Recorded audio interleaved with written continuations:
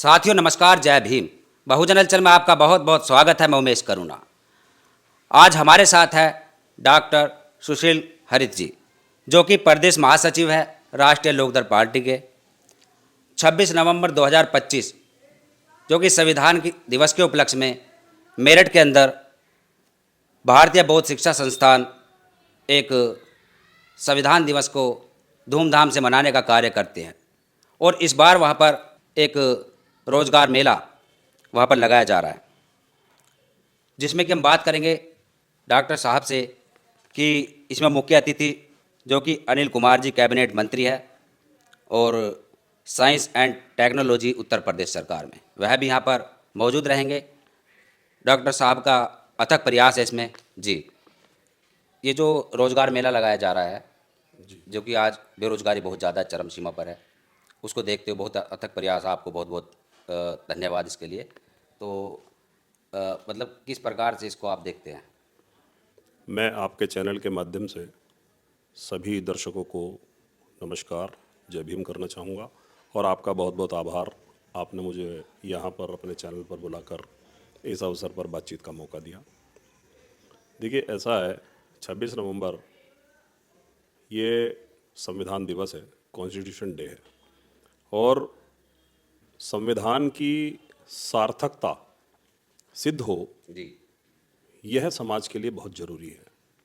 तो इस बार राष्ट्रीय लोकदल ने, मेरे चौधरी साहब ने मुझे निर्देशित किया कि भाई 26 नवंबर को आप अपने स्तर पर धूमधाम से मनाने का प्रयास करें, पार्टी के लेवल पर इसका बड़ा काम हो, समाज के अंदर इसका एक मैसेज जाए।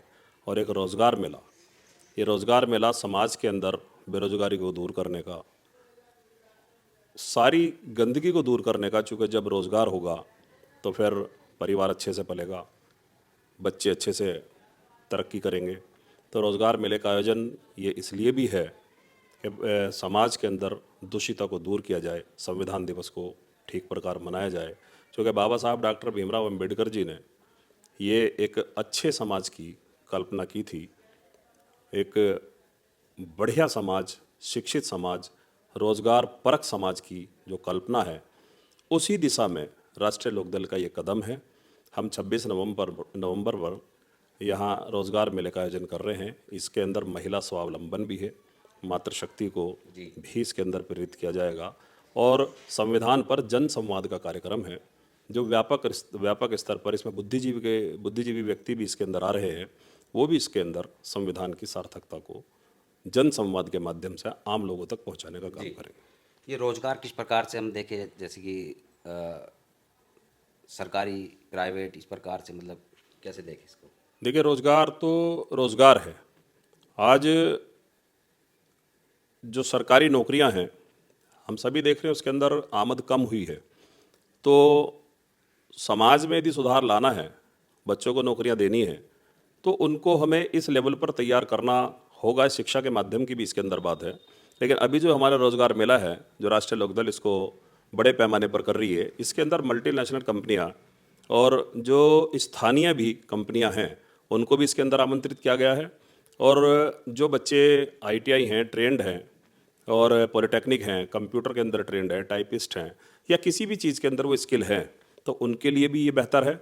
और जो किसी प्रकार ये नहीं रह पाए हैं, तो यानी कोई हाई स्कूल है, इंटरमीडिएट है, तो उसको भी इसके अंदर रोज़गार दिलाने का प्रयास है।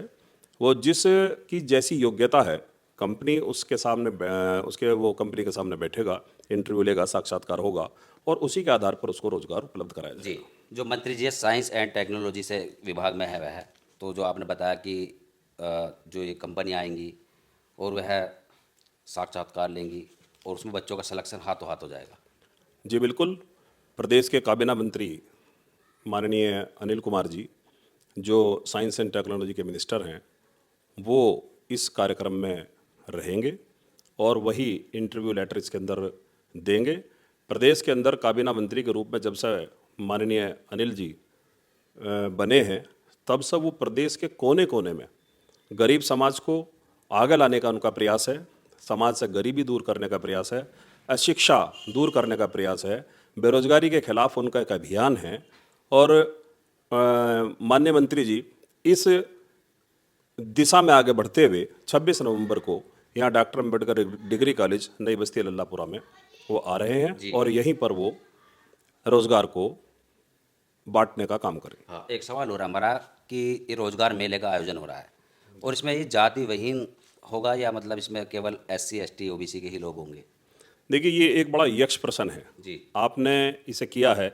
संविधान लिखते वक्त बाबा साहब ने कहीं जाति की बात नहीं की है, वृद्ध समाज की बात की है। अब यहाँ यही बात है, जो गरीब है वो गरीब है, जो अमीर है वो अमीर है, जो सक्षम है वो सक्षम समाज है, उसको आवश्यकताएं कम हैं, लेकिन जो गरीब है उसकी कोई जाति नहीं है। जी। उसकी जो जाति है वो कोई किसी जाति से मेल खाने वाला मसला नहीं है। उसकी भूख है, उसकी वो जाति है, उसकी प्यास है, उसकी अशिक्षा है और उसकी आर्थिक तंगी है। यदि उसे रोजगार मिलेगा तो वो संपन्न होगा। इसलिए यहाँ जाति विहीन की बात हम करते हैं, चूँकि जो माननीय चौधरी साहब हैं, चौधरी जयंत सिंह जी, वो भी जाति विहीन की बात करते हैं। जाति विहीन समाज की स्थापना की बात बाबा साहब ने की। स्वर्गीय चौधरी चरण सिंह जी, भारत के पूर्व प्रधानमंत्री, भी जाति विहीन की बात समाज की बात करते हैं। और आज माननीय चौधरी जयंत सिंह जी, जो राष्ट्रीय अध्यक्ष हैं मेरे और कैबिनेट के अंदर वो कौशल विकास मंत्री हैं, वो भी जाति विहीन की बात करते हैं। उसी रास्ते पर आगे चलते हुए माननीय कैबिनेट मंत्री श्री अनिल कुमार जी भी इसी प्रयास में हैं कि गरीबी से हमारा मुकाबला है, गरीबी से हमारी लड़ाई है, अशिक्षा से हमारी लड़ाई है और जाति की कोई इसके अंदर बात नहीं है। सभी जाति के व्यक्ति, सभी जाति के बच्चे यहाँ पर उपस्थित होकर रोजगार पा सकते हैं। और सभी धर्म के, सभी जाति, सभी धर्म, कोई किसी प्रकार का इसके अंदर कुछ नहीं। देखिए, मैंने जैसा आपको बताया है कि हमारी जो लड़ाई है वो गरीबी से है, अशिक्षा से है, अंधकार से है, भूख से है, प्यास से है। तो वो ना कोई धर्म देखती है भूख, ना कोई जाति देखती है। वो तो अपने चंगुल में आगोश में जब लेती है तो पूरे परिवार को खराब कर देती है। जी। तो इसी दिशा में माननीय कैबिनेट मंत्री श्री अनिल कुमार जी आ रहे हैं। यहाँ कोई जाति की बात नहीं, धर्म की बात नहीं, रोजगार बांटने की बात है और ये 26 नवंबर में आप इसको देखने जा रहे हैं। हाँ डॉक्टर साहब, जैसे ये बहुत ही सराहनीय कदम है आपका, इसकी जितनी तारीफ की जाए उतनी कम है। इसके अलावा जो ये देश के अंदर जाति और धर्म के नाम पर एक बागेश्वर धाम वाले धीरेन्द्र कृष्ण शास्त्री हुए, और भी ऐसे कथा विक्रेता है जो कि अनाप शनाप बातें करते हैं, संविधान को मिटाने की बात करते हैं और हिंदू राष्ट्र की वह मांग उठा रहे हैं। अभी यात्रा भी निकाली थी उन्होंने दिल्ली से वृंदावन तक की। उसको कैसे देखते हैं आप? क्योंकि पार्टी की तरफ से कोई, किसी भी पार्टी की तरफ से कोई किसी प्रकार की प्रतिक्रिया नहीं आई। देखिए, इस विषय में मैं कहना चाहूँगा कि जैसा भी आपने बताया कि मेरा प्रयास है, ये मेरा प्रयास नहीं, मेरे नेता का प्रयास है, मेरे नेता का आदेश है कि आपको ऐसा करना है। मेरे माननीय मंत्री अनिल कुमार जी ने मुझे ये व्यवस्था सौंपी है, ये उनका आदेश है कि हमें ये काम करना है। तो ये मेरे नेताओं का आदेश है, हम इस काम को कर रहे हैं और मेरी पार्टी का रुख बहुत साफ है, बहुत स्पष्ट है। मेरी पार्टी कोई किसी धर्म की बात नहीं करती, किसी जाति की बात नहीं करती। किसी मसले पर कोई जो विवादास्पद कोई चीज़ हो सकती है उस पर हम, मेरे नेता, इस मामले को कंसिडर नहीं करते हैं, ना कोई वो इजाज़त देते हैं। जैसे अब ये आप इसको देख लीजिए कि वो हमारी जो पार्टी है वो किसान की बात करती है। किसान प्रत्येक वर्ग में है, प्रत्येक जाति में है, प्रत्येक धर्म का किसान है तो किसान है जी। दूसरी बात वो मजदूर की करती है, हम, मेरी पार्टी मजदूर की बात करती है। तो मजदूर मजदूर है, वो किसी भी जाति का हो, किसी भी धर्म का हो, उसमें किसी जाति धर्म से कोई लेना देना नहीं है। भारत के पूर्व प्रधानमंत्री स्वर्गीय चौधरी चरण सिंह जी और बाबा साहब का ये सपना है, वो मजदूरों की बात करने वाले हैं। मजदूरों की उन्होंने बात की है, ना कि किसी धर्म की बात की है या किसी जाति विशेष की बात की है। तो मैं इसे सिरे से खारिज करता हूँ। मेरी पार्टी इस बात को सिरे से खारिज करती है कि हम किसी धर्म की बात नहीं करते, मानवता की बात करते हैं, इंसानियत की बात करते हैं और संपन्न भारत बने, सशक्त भारत बने, महिला स्वावलंबन हो, मातृशक्ति मजबूत हो। तो उसकी इसी बात पर, इसी विचारधारा पर हम आगे बढ़ रहे हैं। आपके जो व्यक्तिगत विचार है ऐसे बाबाओं के लिए, उनको कैसे देखें हम? नहीं, मैं तो इस बात को कंसिडर ही नहीं करता। देखिए, काम हिंदू करने राष्ट्र की बात कर रहे हैं, देश के अंदर ऐसा माहौल क्रिएट कर रहे हैं। डॉक्टर बाबा साहब अम्बेडकर जी की ग्वालियर के अंदर एक अनिल मिश्रा नाम के वकील है, वह उन्होंने बहुत अनाप शनाप बातें की और कहा कि डॉक्टर बाबा साहब अम्बेडकर जी को हम मिटा देंगे यहाँ से, और संविधान बाबा साहब ने नहीं लिखा। मतलब बहुत सारी ऐसी बातें आपने देखा होगा सोशल मीडिया पर, इस प्रकार की बातें चल रही है। एक तरफ हम डॉक्टर बाबा साहब अम्बेडकर जी का सम्मान करते हैं, दूसरी तरफ इस प्रकार से जो अपमान है, उस अपमान को भी मतलब हम किस प्रकार सहन कर रहे हैं, ये चीज़।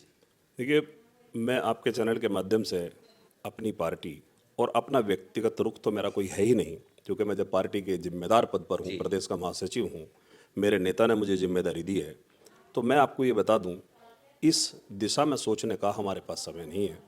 सामाजिक भाईचारा कायम हो और संपन्न भारत हो, मजबूत भारत हो, सशक्त भारत हो, सामाजिक न्याय के सारे अनुच्छेद इम्प्लीमेंट हो, गांव में गली तक वो पहुंचे, गांव के अंदर रहने वाले प्रत्येक व्यक्ति, प्रत्येक मातृशक्ति के दरवाजे तक वो कानून पहुंच जाए। सामाजिक न्याय, अब जैसे सामाजिक न्याय का कानून है, अनुच्छेद है, अनुच्छेद 14, अब 14 समानता की बात करता है। तो इसमें कहाँ है समानता की बात आ रही है? हम डॉक्टर बी आर अम्बेडकर के फॉलोवर हैं, मेरे पार्टी के नेता संविधान के फॉलोवर हैं, तो हम इन बात पर विश्वास नहीं करते, ना हम इन सब चीज़ों की तरफ देखते हैं। हमारे पास काम करने के लिए बहुत है और हम गरीबी के खिलाफ हैं, अशिक्षा के खिलाफ हैं, भुखमरी के खिलाफ हैं। 26 नवंबर की सार्थकता मेरी पार्टी सिद्ध कर रही है। माननीय कैबिनेट मंत्री अनिल कुमार जी इस काम को सिद्ध करके दिखाएंगे कि वो यहीं पर बच्चे रोजगार पाएंगे और अपॉइंटमेंट लेटर उनका सीधा होगा। कंपनियां आ रही हैं, विद्यार्थी सामने आएंगे, छात्र सामने आएंगे और एलिजिबल कैंडिडेट सामने आएगा और वो अपॉइंटमेंट पाएगा। तो हमारा ध्यान, हमारा विचार इस बात पर है कि सशक्त भारत हो, मजबूत भारत हो, मजबूत परिवार हो। बहुत बहुत धन्यवाद। डॉक्टर साहब का बिल्कुल स्पष्ट कहना है कि वह आलतू फालतू के अनाप शनाप बातों में नहीं पड़ते, वह जो मुद्दे की बातें हैं उन मुद्दों की बात पर चर्चा करते हैं और उनको धरातल पर लागू करने का पूरा प्रयास करते हैं। ये जो रोज़गार मेला है यह भी उसी का एक एग्जाम्पल है। और उसके अलावा जो किसानों की समस्या हुई, मजदूरों की, महिलाओं की, और देश के अंदर जिस प्रकार शिक्षा का निजीकरण किया गया और उसके अलावा बहुत सारी ऐसी समस्याएं हैं, उन चीज़ों को देखते हैं। और इसके अलावा जो संविधान की बात कहें कि जो 26 नवंबर को संविधान दिवस है, पूरे देश के अंदर लोग जागरूक हो रहे हैं, संविधान के प्रति सभी को जागरूक होना चाहिए, ये हमारा दर्शकों से कहना है। और इस खबर पर आपका क्या कहना है, कमेंट्स में अपनी राय दे। देखते रहिए बहुजन हलचल। धन्यवाद। इस संस्थान का भविष्य दिख रहा हूँ कि यहाँ के जो लोग हैं, यहाँ के सदस्य हैं, इस क्षेत्र के लोग हैं और जो बाबा साहब में विश्वास करते हैं, जो समाज को आगे ले जाने में विश्वास रखते हैं, उन सब के दान से, उन सब के सहयोग से ये जो विद्यालय है ये आगे बढ़ेगा और एक बहुत ही सुंदर, महत्वपूर्ण, अच्छा विद्यालय यहाँ पर बनेगा। लाइब्रेरी जो होती है वो किसी भी शिक्षण संस्थान की जान होती है और जो यहाँ पर लाइब्रेरी का विकास यहाँ पर हुआ है, मैंने निवेदन किया है अध्यक्ष महोदय से कि उस लाइब्रेरी में वो छूट भी दें कि ऐसे लोग जो आगे बढ़ना चाहते हैं, बाबा साहब को पढ़ना चाहते हैं, उनके बारे में जानना चाहते हैं, चाहे इस विद्यालय के पढ़ाई करने वाले बच्चे ना हो, चाहे यहाँ पर शिक्षण कार्य करने वाले लोग ना हो, समाज के भी लोग हों, तो उनको थोड़ा बहुत शुल्क लेकर उनसे, शुल्क क्यों? क्योंकि इस लाइब्रेरी का विकास कैसे होगा? लाइब्रेरी का विकास भी होता रहेगा और उनसे सामान्य से शुल्क लेकर उनको भी अनुमति दी जाए कि वो बाबा साहब के साहित्य को, बाबा साहब के कृतित्व को, उनके व्यक्तित्व को यहाँ पर आए और यहाँ पर पढ़ें। शाम के टाइम जब विद्यालय नहीं होता है तो यहाँ पर थोड़ा समय उनका यहाँ पर मिले। अब मैं ये कहने के बाद सबसे पहले नमन बाबा साहब को था, सबसे पहले नमन संविधान को था, इस शिक्षण संस्थान को था और अब मैं अपने पूज्य भिक्षु शरण को नमन करता हूँ। हमारे बीच में यहाँ पर जो उपस्थित हैं वयोवृद्ध हमारे प्रेरणा स्रोत शिवबल लाल स्नेही जी, मेरे परम सहयोगी राजकुमार सागर जी, यहाँ पर आसीन धर्मेंद्र प्रकाश जी अध्यक्ष जी, मुरारी लाल केन जी, बेगराज जी, शिवपाल जी, धर्मपाल जनवादी जी, बाबूलाल जी, वीरेंद्र बौद्ध जी, सतीश जी, के सिंह जी, आरपी सिंह जी जो हमारे असिस्टेंट कमिश्नर हैं पीएफ वाले, आरपी सिंह जी, अशोक टकसालिया जी, मैं आप सब लोगों को बहुत बहुत धन्यवाद देता हूं, आपका आभार प्रकट करता हूं कि आपने मुझे यहाँ पर अपने साथ बिठाया है और आप मेरी बात सुन रहे हैं। संविधान के बारे में बहुत अच्छा हमारे परम आदरणीय शिवबल लाल स्नेही जी ने आपको बहुत कुछ बताया है। मैं केवल बहुत चंद शब्दों में उसी को रिपीट करूंगा कि संविधान सभा का ये दायित्व था कि भारत का संविधान बनाया जाए और उसके लिए उन्होंने 22 समितियां बनाई। उन 22 समितियों में एक समिति जो थी वो ड्राफ्ट समिति थी जिसके अंदर 7 सदस्य थे और